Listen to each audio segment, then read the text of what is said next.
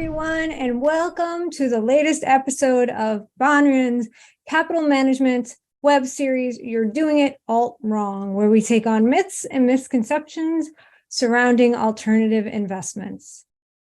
This week, we're going to do a misconception.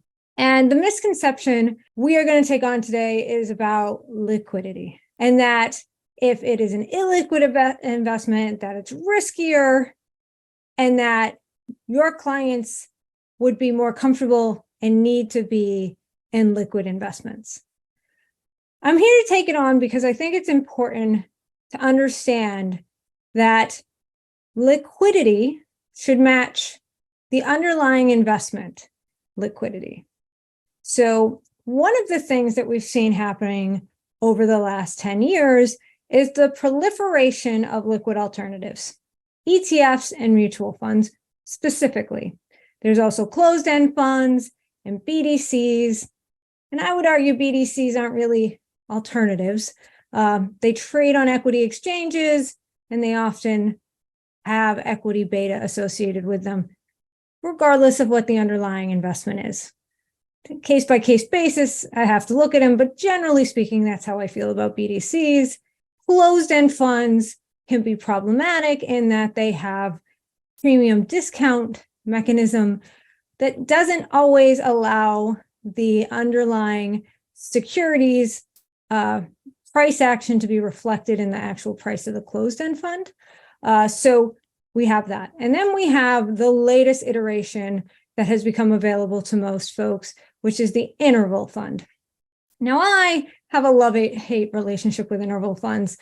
I think they are great resources for the everyday investor to gain access to things like venture capital, private equity, and private credit. These are the types of investments that simply cannot provide daily liquidity because they're not pricing securities in an open market.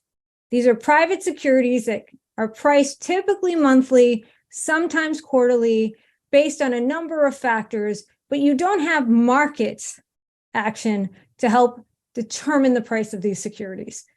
Additionally, because it is not trading in an open market, it means that when something in this particular area of alternative investments is sold, if it's not being sold in some sort of monetization, like in private equity or venture capital with an IPO or a spin out, or it's acquired by a larger company, when there's not that kind of action, it has to be sold to a willing buyer. And it's not like you can just go and find a lot of willing buyers. Now, there's secondary exchanges, but still, this is a look for an interested counterparty, and that can take time. So for those reasons, these types of investments simply cannot be provided in daily liquid form. And interval funds can make sense. Now, here's the important thing. I believe intervals funds should really only exist and be accessed if you really truly are investing in something illiquid. I also really like interval funds that are accessible to everybody.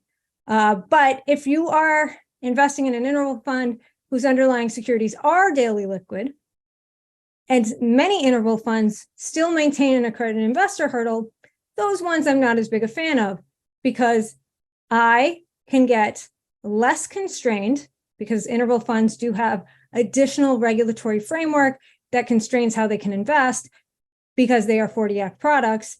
So I can have a less constrained, still have an accredited investor hurdle, but have a much wider universe of opportunities with probably better liquidity terms if I go to like an LP or a hedge fund or something of that nature. So should you be scared of illiquidity? Absolutely not. There is alpha in illiquidity. Private markets that aren't readily, easily liquid, actually can provide a lot of alpha. There's a lot of opportunity there because there's not an information advantage. And so I actually think there's a place for these interval funds that do venture capital, private credit, or private equity for the everyday investor. And I think the everyday investor would be comfortable, generally speaking, with 5 to 10% of their portfolio being illiquid. But we have to kind of standardize how we discuss these things with our clients to make them aware that in an emergency, the vast majority of their portfolio is liquid. And these particular securities that are less liquid have the potential to provide better overall performance for our portfolios and to diversify us away from the traditional markets. So I know that's a short overview of liquidity and the benefits of liquidity versus illiquidity, but I think that it's an important one. There are advantages to having less liquid investments in client portfolios, and thankfully, there are now vehicles available to the everyday investor to be able to allocate to these less liquid types of investments in their portfolios at scale. So with that, another episode in the books. Remember to like and subscribe to our channel. We put out these episodes typically once every 2 to 3 weeks.